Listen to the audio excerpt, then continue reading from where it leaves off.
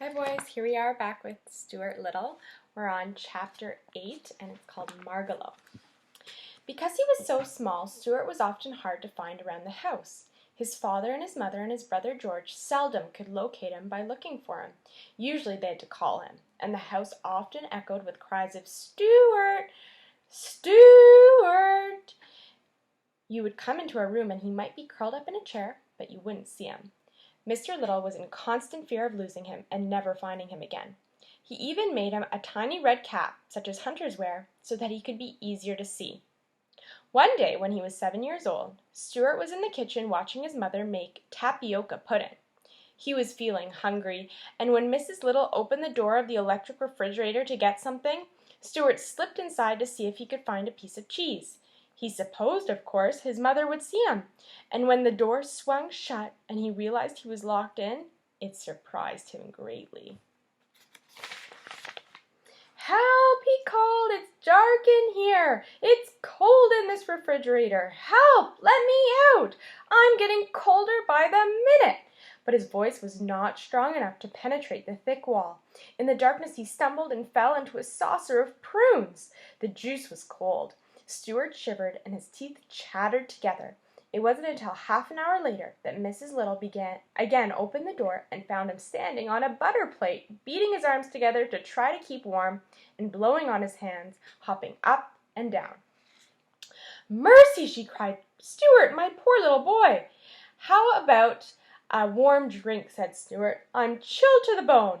But his mother made him some hot broth instead, and brought him to his little bed, with a doll's hot water bottle against his feet. Even so, Stuart caught a bad cold, and this turned into bronchitis, and Stuart had to stay in bed for almost 2 weeks. During his illness, the other members of the family were extremely kind to Stuart. Mrs. Little played tic-tac-toe with him. George made him a soap bubble bath and a bow and arrow, and Mr. Little made him a pair of ice skates out of 2 little paper clips.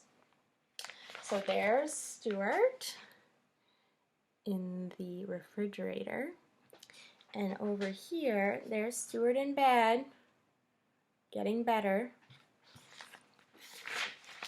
One cold afternoon, Mrs. Little was shaking her desk cloth out of the window when she noticed a small bird lying on the windowsill, apparently dead. She brought it in and put it near the radiator, and in a short while it fluttered its wings and opened its eyes. It was a pretty little hen bird, brown with a streak of yellow.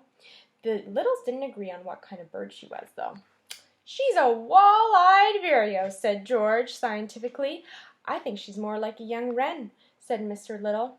Anyway, they fixed a place for her in the living room, fed her, and gave her a cup of water. Soon she felt much better and went hopping around the house, examining everything with the greatest care and interest. Presently she hopped upstairs and into Stuart's room, where he was lying in bed. "Well, hello," said Stuart. "Who are you? Where did you come from?" "My name is Margalo," said the bird softly in a musical voice. "I come from fields once tall with wheat, from pastures deep in fern and thistle. I come from vales of meadows sweet, and I love to whistle." Stuart sat bolt upright in his bed. "Say that again," he said. "I can't," replied Margalo. "I have a sore throat." "So have I," said Stuart. "I've got bronchitis." "You better not get too near me. You might catch it." "I'll stay right here by the door," said Margalo. "You can use some of my gargle if you want to," said Stuart, "and here are some nose drops, and I have plenty of Kleenex." "Well, thank you very much. You are very kind," replied the bird. "Did they take your temperature?" asked Stuart, who was beginning to be genuinely worried about his new friend's health. "No," said Margalo, "but I don't think it'll be necessary." "Well, we better make sure," said Stuart, "because I would hate to see anything happen to you." So there's Margalo hopping up the stairs.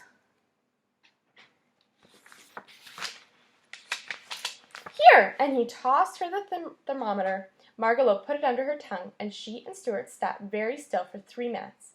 Then she took it out and looked at it, turning it slowly and carefully. "Normal," she announced. Stuart felt his heart leap for gladness. It seemed to him that he had never seen any creature so beautiful as this tiny bird, and he already loved her. "I hope," he remarked, "that my parents have fixed you up with a decent place to sleep." And there's Margalo getting her temperature taken. "Oh, yes," Margalo replied. "I'm going to sleep in the Boston fern on the bookshelf in the living room. It's a nice place for a city location, and now, if you'll excuse me, I think I shall go to bed. I see it's getting dark outside. I always go to bed at sundown. Good night, sir." "Well, please don't call me sir," cried Stuart. "Call me Stuart." "Very well," said the bird. "Good night, Stuart." And she hopped off with light, bouncy steps. "Good night, Margalo," called Stuart. "See you in the morning." Stuart settled back under the bedclothes again. "There's a mighty fine bird," he whispered, and sighed a tender sigh. When Mrs. Little came in later to tuck Stuart in for the night and hear his prayers, Stuart asked if she thought the bird would be quite safe sleeping down in the living room. "Oh, quite safe, my dear," replied Mrs. Little. "Well, what about Snowbell the cat?" asked Stuart sternly. "Snowbell wouldn't touch a bird," his mother said. "You go to sleep and forget all about it." Mrs. Little opened the window and turned out the light. Stuart closed his eyes and lay there in the dark, but he couldn't go to sleep. All right, boys, here's for the next chapter.